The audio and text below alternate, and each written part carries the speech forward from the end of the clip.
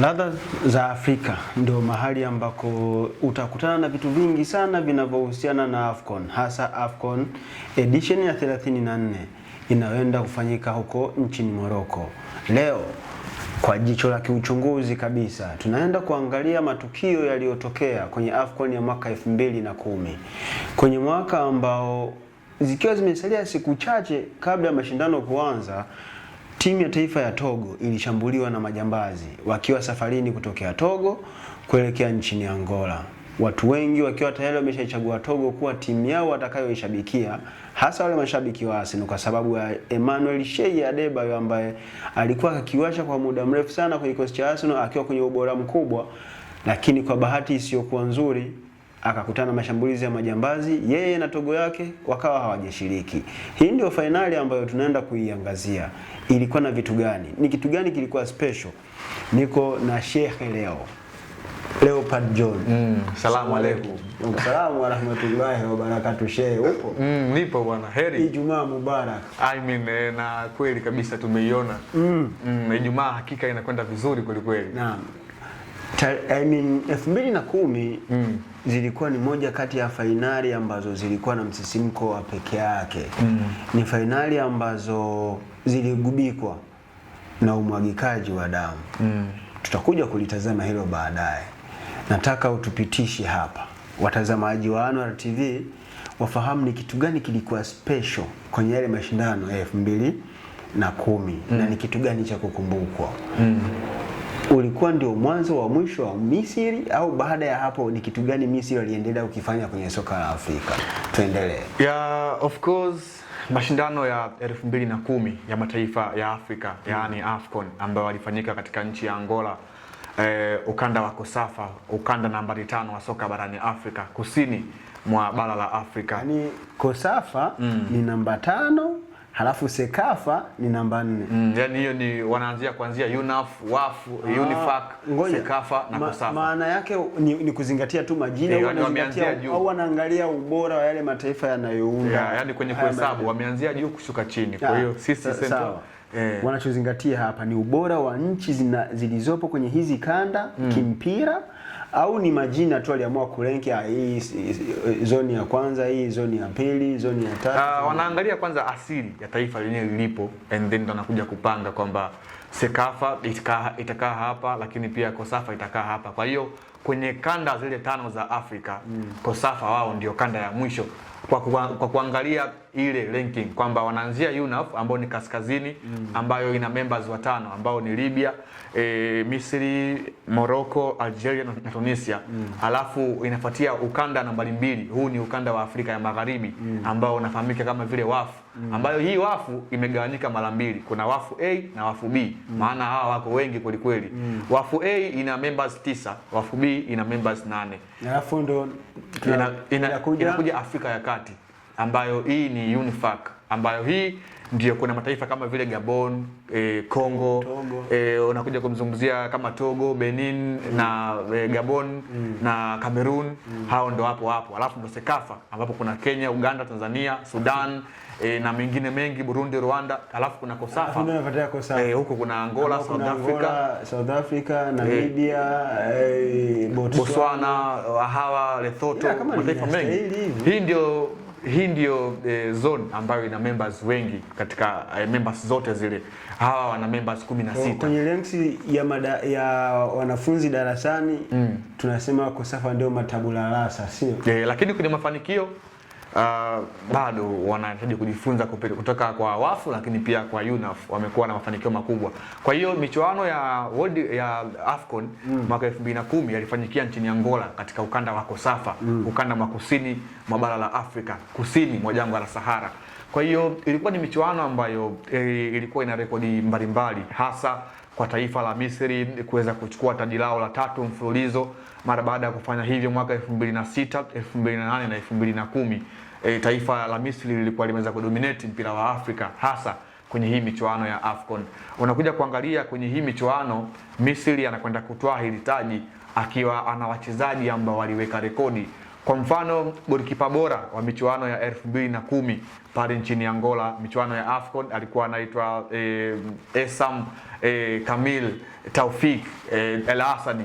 Huyu alikuwa ni golikipa wa zamani wa Zamalek Al Merrek ya nchini Sudani, lakini pia alikuwa ni mlinda mlango wa Ismailia, amepita pia Wydad Degla, lakini sasa hivi huyu amekuwa ni kocha wa Syria National Team, yani ni kocha wa golikipa wa Syria National Team, lakini pia ameshawahi kufanya kazi kwenye timu ya taifa ya Misri chini ya miaka 23, lakini pia timu ya taifa ya Misri kabisa ile ya kubwa kipa.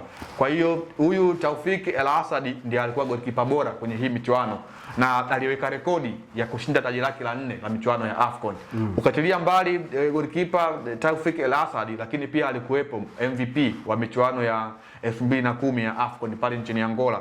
Huyu naye pia alikuwa ni Misri, alikuwa anaitwa Hassan Hamedi.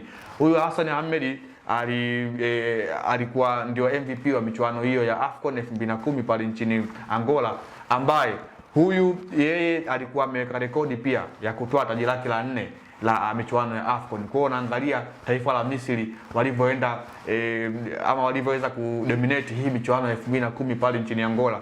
Yaani wao walitoa golikipa bora ambaye ni Taufik El Asadi, wakamtoa MVP ambaye ni Hassan Hamedi, ambaye kwa sasa hivi ni kocha mkuu wa kikosi cha Petrojet ya nchini Misri, lakini pia wakamtoa top scorer ambaye huyu alikuwa anaitwa Mohamed Ismail Afash, ambaye huyu jina lake maarufu alikuwa anaitwa Gedo, alikuwa top scorer, alitupia magoli 5 kwenye ile michuano. Kwa hiyo Misri walikuwa wana timu bora na nzuri ambayo ilikuwa inafanya vizuri kwa wakati huo. Kwa hiyo ndio ilikuwa siku yao ama ilikuwa mwaka wao wa kuweza kudominate kwenye mpira wa Afrika.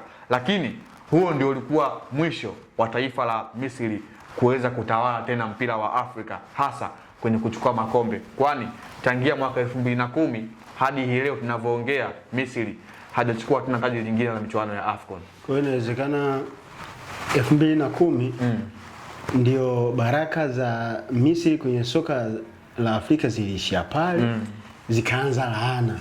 Kizazi cha dhahabu kilipita cha kina Hassan Hamedi, cha kina Taufik El Asadi. Mido alikuwepo kipindi hicho yeah, of course kilikuwa ni kizazi cha ambao ndo alikuwa anamalizia kama wao ndo legend. Lakini pia kile kizazi cha kina Mohamed ndio kilikuwa kinakwenda kuishia. Yaani wao walikuwa kama vile ndo maji ya jioni miaka ya Amri Zaki. Huyo alikuwa ni enzi zile za kina Mohamed alikuwa hapo moto kweli kweli. Huyu yeye alikuwa ni kile kizazi kimeshapita cha nyuma ambacho na kina Butrika alikuwa anamalizia Mohamed Abutrika naye alikuwa miongoni mwao. Kwa hiyo nakuja kuangalia Misri tangia mwaka 2010 hadi leo wamekuwa tukifika final, lakini wamekuwa hawachukui kombe. Yaani ile 2010 ndio ilikuwa mara ya 7 kwa Misri kuweza kuchukua ile michuano ya AFCON kwa mara ya mwisho. Kutoka 2010 mpaka leo tunazungumzia 2025, kuna edition kama 10 zimepita hawajagusa. Yani wamekuwa wakifika finali. Kwa hivi karibuni wamefika finali ya mwaka 2017 pale nchini Gabon, wakapoteza mbele ya Cameroon. Wakafika pia finali michuano ya 2021 pale nchini Cameroon, wakaweza kupoteza mbele ya Senegal. Kwa hiyo wamekuwa wana bahati mbaya hivi kwa siku za hivi karibuni kwenye hii michuano.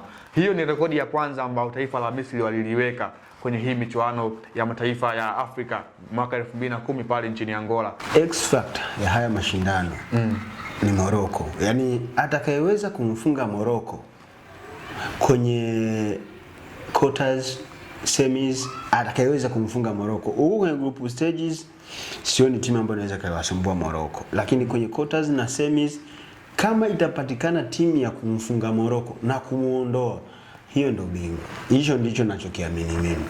Na unajua kwenye hii michuano tumekuwa tukishuhudia surprise mara kadhaa. Hata michuano iliyopita mwenyeji wa hii michuano Ivory Coast alifungwa bao 4-0 mbele ya vijana wa Equatorial Guinea ya Emerion Su.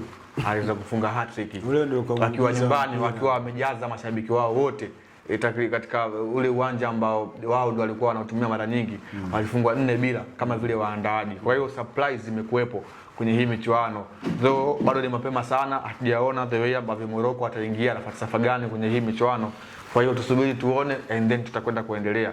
Kwa hiyo kwenye michuano ya 2010 ya AFCON kulikuwa kuna rekodi nyingi, ukachilia mbali hiyo rekodi ya AFCON ya Misri kuweza kutoa taji lake la mwisho la michuano ya AFCON mwaka 2010, lakini pia kitu kingine ambacho kilikuwa ni kama vile kilipasua kichwa taifa la Afrika kwa wakati huo ni kile ambacho bara la Afrika ni kile ambacho kilitokea katika timu ya taifa ya Togo, ambapo umeweza kuelezea kwa ufupi wakati unaanza ukasema kwamba basi la timu ya Togo iliweza kushambuliwa. Ni wazi ikiwa imesalia siku kadhaa kabla ya kuanza kwa michuano ya AFCON pale nchini Angola 2010, basi la Togo lilikuwa linatoka safarini kuelekea kujiandaa na hiyo michuano, waliweza kushambuliwa na watu ambao wasiojulikana kwa mujibu wa taarifa ambazo zilitoka wakati huo. Ilikuwa ni kundi la waasi nchini Angola. Kile ilikuwa ni sehemu ambayo ilivuruga na kuzua taharuki hasa kwa nchi ya Angola, lakini pia bara la Afrika kwa ujumla. Ukikompea ule mwaka ndio ambao ilikuwa Afrika inahodhi michuano ya kombe la dunia ambayo ilifanyika Afrika ya Kusini. Michuano ya AFCON ilifanyika mwezi wa kwanza, alafu watu wakawa wanasubiria mwezi wa sita kombe la dunia liweze kuanza Afrika ya Kusini. Ikumbuke kwamba hawa wote wanatokea ukanda mmoja, ukanda wa Kosafa, yaani kusini mwa Afrika. Kwa hiyo kile ambacho kilitokea kilitia doa kwa sehemu moja ama nyingine soka la Angola, shirikisho la pale, lakini pia usalama wa michuano ukaonekana mdogo. Kwenye ile tukio ambalo lilitokea liliua watu watatu hapo. Lilimuua kocha msaidizi ambaye alipigwa risasi wa Togo wakati huo, lakini pia likamuua afisa habari wa timu ya taifa ya Togo wakati huo, lakini pia dereva lile basi ambaye alikuwa anaendesha naye pia alifariki pale, lakini pia wachezaji wengine 9 waliweza kujeruhiwa kutoka kwenye ile tukio la kishambulizi ambalo basi la timu ya taifa ya Togo iliweza kushambuliwa. Serikali ya Togo pale ikatoa tamko kwamba timu yao iweze kurejea nchini kwao, na rasmi Togo ikaweza kujitoa kwenye ile michuano ya AFCON mwaka 2010. Kwa hiyo unaona tukio zima lilivyokuwa wakati huo, na serikali ikaingilia kati na kuweza kuamuru timu yao kuto kushiriki kwenye ile michuano. Hilo ni tukio ambalo watu wengi, hasa watu wa Angola, hasa watu wa mpira ambao walikuwa wanatamani kuona, kama umezungumza wakati huo Adebayor alivyokuwa na kikosi cha Arsenal, watu wengi walikuwa wanamtarajia kwenda kumshuhudia kama sehemu ya kikosi kwenye ile michuano, lakini serikali ikaamuru waweze kujitoa, na rasmi Togo akajitoa kwenye hiyo michuano, na timu shiriki zikabakia 13 mara baada ya kuondoka kwa Togo. Kwa unavyotazama wewe, serikali ya Togo walikuwa sawa kuamua kuiengua timu yao kwenye mashindano kulingana na kile kilichowatokea, au wangetumia wao busara kidogo ambayo jamani yametokea, hao waliopata majeraha tutawauguza, nyinyi mliosalia endeleeni kulipambania taifa. Moja kwa moja hayo walikuwa ni masuala ya kidiplomasia. Kwa hiyo ndio maana serikali ya Togo ikaamuru kikosi chake cha wachezaji ambao walisafiri kuelekea nchini Angola kuweza kurejea nchini kwao ili kuepusha mengine yasiendelee. Serikali ya Togo iliingiwa na hofu kwamba inawezekana hili ni shambulio la makusudi dhidi ya Watogo. Kwa hiyo wakiendelea kuwepo Angola wanaweza wakaendelea. Kwa hiyo ndo serikali ikaamuru vile na Togo rasmi ikaanza kujiondoa. Hilo ni tukio la pili ambalo Waafrika hawataweza kulisahau kwenye michuano ya AFCON 2010 pale nchini Angola. Lakini tukio lingine kwenye hiyo michuano katika mchezo wa kwanza wa michuano hiyo ya AFCON pale nchini Angola 2010, timu ya taifa ya Angola ikiwa uwanjani katika mchezo wake wa kwanza dhidi ya Mali. Mchezo wa kwanza Mali alikuwa kwenye ule mchezo aliingia kama vile hakuwa amejiandaa vizuri. Kwa hiyo mpaka dakika 74 timu ya taifa ya Angola ilikuwa mbele kwa bao 4-0. Uwanja ukalipuka vibaya mno, kana kwamba watu walikuwa wanashangilia timu yao ya Angola imefanya vizuri. Lakini kwenye ule mchezo zilikuwa zimesalia dakika 16, huwezi amini Mali wakakomboa magoli yote 4 na mchezo kuweza kuisha 4-4.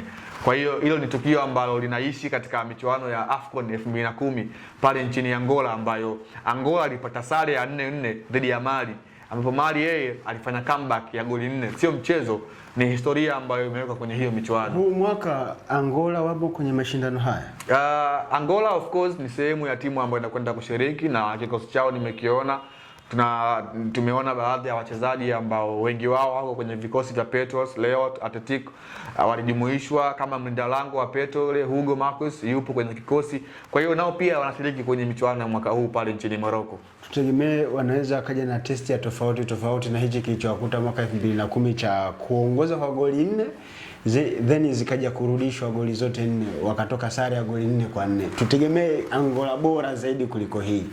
Angola wamekuwa wanatoa surprise kwenye hii michuano. Angola imekuwa sio timu mshiriki kwa wakati huu kwenye hii michuano, wamekuwa wanatoa ushindani mkali kweli kweli. Maana hawa wana wachezaji ambao wengi wao wako barani Ulaya na barani Asia wakiwa wanacheza mpira. Yaani wao kuchukua wachezaji kutoka kwenye ligi yao inakuwa ni mara chache sana. Yaani ni baadhi tu ya wachezaji, ila wengi wao wanakuwa wanashiriki katika ligi kuu, ligi mbalimbali barani Ulaya lakini pia Asia. Ndio maana ligi yao ni bora kwenye ligi top 10 ya ligi bora barani Afrika. Angola nayo ipo, lakini wao wachezaji wao wengi wamekuwa wanatoka nje. Kwa hiyo ni timu ambayo sio ya kuchukulia mchekea kwenye hii michuano. Ni timu ambayo huenda wakaenda kufanya vizuri pia kwenye hii michuano.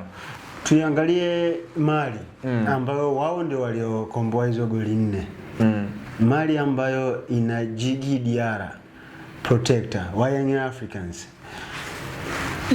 Tunaitegemea Mali ya aina gani? Mali bora hii iliyokomboa goli 4 kutoka kwenye deficit ya bao 4 mpaka dakika ya almost ya 78, then wakaja kugomboa goli zote 4, au tuitegemee Mali ya aina gani ambayo inaenda kushiriki edition hii ya 34? Kama nakumbuka vizuri, Mali msimu uliopita wa AFCON pale nchini Ivory Coast waliishia hatua ya 16 bora, of course wakaondoshwa. Ilikuwa robo. Ni robo, wakaondoshwa na Ivory Coast, nakumbuka kwenye ule mchezo. Ivory Coast ilikuwa South Africa. Ni South Africa Kama sikosea. Waliondoshwa kwenye ile michuano. Kwa hiyo unakuja kuangalia ni timu ambayo wao makundi wamekuwa ni sehemu ya kupita tu. Kwa hiyo wao AFCON wanawaza kuanzia robo finali na kuendelea. Kwa hiyo ni taifa ambalo kwenye hii michuano wamekuwa hawazungumzi sana, lakini kwenye wale majanti wa soka la Afrika, hasa ukanda wa Afrika ya Magharibi, Mali nao pia wamekuwa wana wachezaji kwanza wazuri ambao wanafanya vizuri pia barani Ulaya, lakini pia wamekuwa wana wachezaji ambao wana vipaji vikubwa sio tu barani Ulaya, hata pia barani Afrika. Ndio maana unaona kwenye ligi yetu wachezaji raia wa Mali wako wengi kwa kiasi. Kwa hiyo ni timu ambayo kwenye michuano ya AFCON wamekuwa wana mwendelezo mzuri kutoka sehemu ya makundi mpaka kwenda 16 bora au robo finali. Wao ndio wamekuwa wanaiwaza kwa upana. Kwa hiyo Mali nao pia japokuwa wamekuwa hapa nafasi kubwa, lakini ni miongoni mwa timu ambazo huenda zikanogesha haya mashindano kwa sehemu moja ama nyingine. Mali ni moja kati ya mataifa ambayo yamekuwa hayapewi nafasi kubwa kwenye haya mashindano, kwa maana ya kwamba kuwa mabingwa au kufika fainali. Lakini mpira wa miguu ni mchezo ambao unakuja na element of surprises. Kwa hiyo tujipe muda tuone ni timu gani ambayo itakuwa kwenye nafasi nzuri zaidi ya kwenda all the way mpaka fainali na kuwa bingwa wa mashindano haya ya makala ya 34 ya AFCON. Hii ni ladha za Afrika. Nikukumbushe ile Rafat Atia Award bado ipo, lakini kitu ambacho unapaswa kukifanya wewe mtazamaji wa Anwar TV na ladha za Afrika, kitu ambacho unaweza kukifanya ni kwamba tuandikie jina la mchezaji wa kwanza atakayefunga goli la kwanza la msimu huu wa makala ya 34 ya AFCON. Tuandikie jina lake, kisha ukiwa umebashiri kwa usahihi, Anwar TV kupitia ladha za Afrika tutakuzawadia.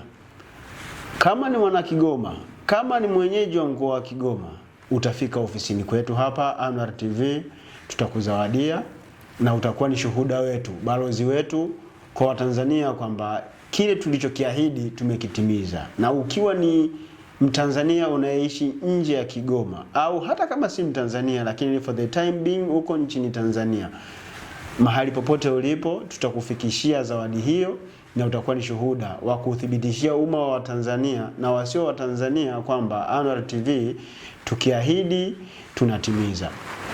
Cha kufanya, andika jina, na mwisho wa ubashiri itakuwa ni tarehe 20 ya mwezi wa 12, yaani siku moja kabla ya mashindano haya kuanza. Halafu tutakachokifanya, tutakuja kuona ni nani ambaye ameibuka mshindi, ambaye tutamtangaza mara tu baada ya mechi ya kwanza kumalizika, au mechi itakayotoa goli la kwanza kumalizika. Mimi ni Lusama Hamisi Lusama, nilikuwa na Leopard John. Tukutane kwenye ladha zingine za Afrika tukizungumzia AFCON.